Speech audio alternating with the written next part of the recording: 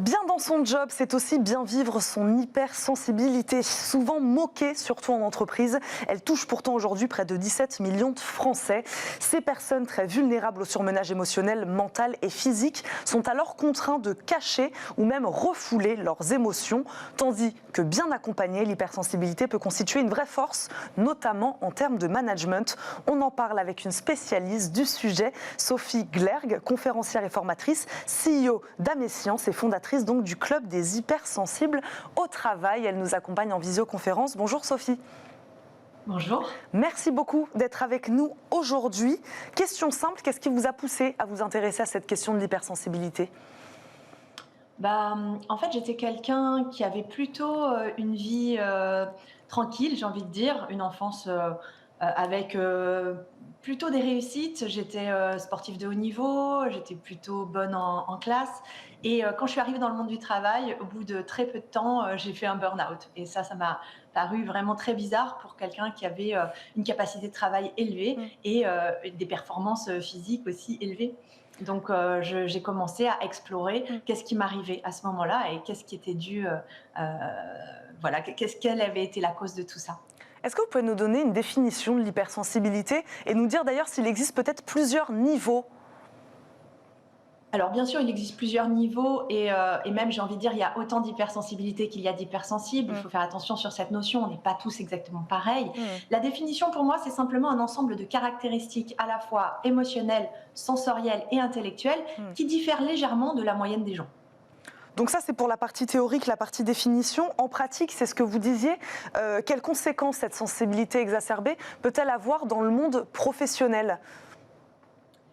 Alors en fait, ces caractéristiques-là, c'est que, eh bien en fait, on perçoit. C'est comme si on avait plus de capteurs, plus d'antennes. On perçoit plus de détails sensoriels, plus de détails émotionnels, plus de détails mentaux, intellectuels, cognitifs, et on les amplifie en plus. Donc c'est pour ça, comme vous l'avez super bien dit, ça peut nous rendre plus vulnérables au surmenage. Que ce soit en général, le burn-out, c'est un surmenage qui se fait sur ces trois sphères, intellectuelle, sensorielle et émotionnelle. Donc les conséquences, c'est que en général, on le camoufle parce que ça ne fait pas partie des codes de l'entreprise. On est plutôt dans des codes hyposensibles dans l'entreprise, de manière historique. Donc, comme on perçoit ce qu'on attend de nous, on va s'adapter et se mouler. Et tant qu'on a une capacité d'adaptation qui est grande, tant qu'on se ressource régulièrement, finalement, il n'y a pas tellement d'impact. Il y a plein d'hypersensibles qui vivent très très bien ça et pour lesquels c'est même pas un sujet. Ils le savent d'ailleurs même pas qu'ils sont hypersensibles. Là où ça devient problématique, c'est quand effectivement ils n'ont pas de période de ressources suffisamment grande et qu'il y a un déséquilibre qui s'opère entre cet ensemble de perceptions fortes et le fait qu'ils ne ressourcent pas leur système nerveux. Et alors là, ils vont sentir de l'anxiété, ils vont sentir du surmenage, de la fatigue. Souvent, ils ont des baisses d'énergie. Voilà. Et ça peut aller jusqu'à des arrêts de travail, des burn-out, voire pour certains des suicides malheureusement. Est-ce que l'hypersensibilité elle est reconnue au sein des organisations aujourd'hui comme peuvent l'être d'autres caractéristiques psychologiques ?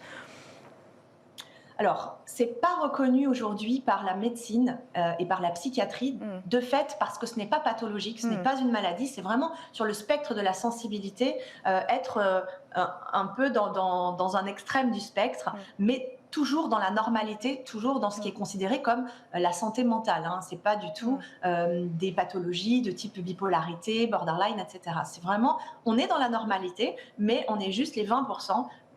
Il y en a qui disent 30% même, les plus sensibles, dont le système nerveux est le plus réactif et dont la pensée est un peu arborescente et on va avoir une capacité à capter du détail, et une idée en emmène plusieurs et parfois, si on ne sait pas bien se canaliser et communiquer de manière puissante, eh bien en fait on peut être un peu embrouillé. Donc ça peut être un défaut, mais ça peut être aussi une qualité.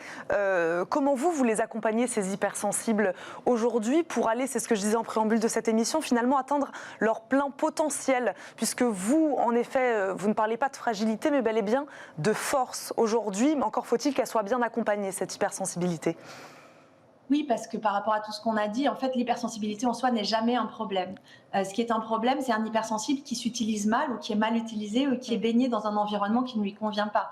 Un hypersensible qui sait se gérer, qui sait comprendre comment il fonctionne et qui est dans un environnement porteur, va plutôt avoir des performances intéressantes.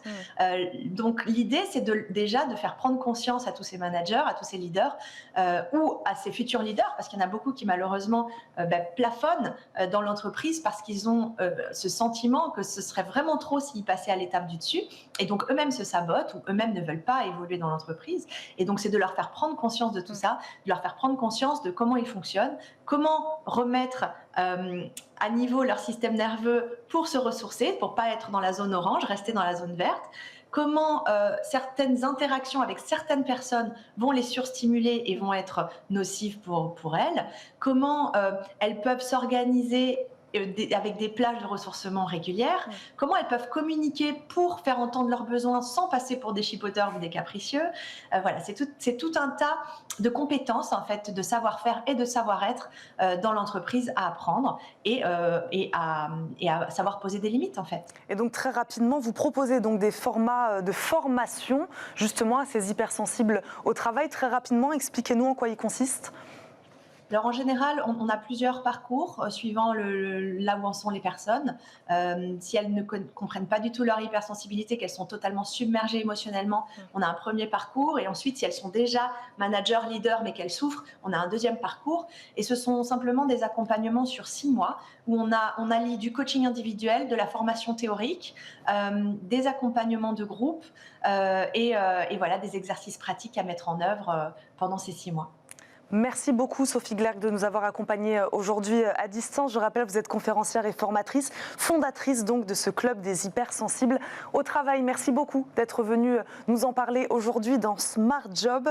Tout de suite, un voyage dans l'univers de l'entrepreneuriat dans le livre de Smart Job.